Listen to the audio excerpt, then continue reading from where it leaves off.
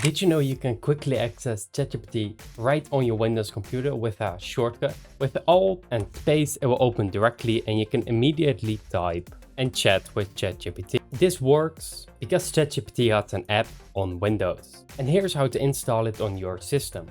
And also set up the shortcut method. The first thing you need to do is to go to the Start menu and then search for the Microsoft Store. Right here, go to the search bar and search for ChatGPT. The app will be available right here, just click on it and then install it to your computer. Open the app and you might find yourself here or logging in.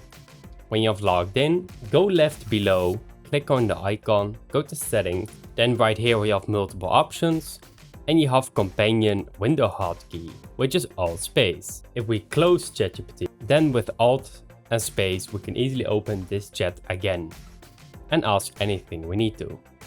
On the right we have new chat and it works all very easily. Make sure to subscribe and check out the end screen because that video might interest you.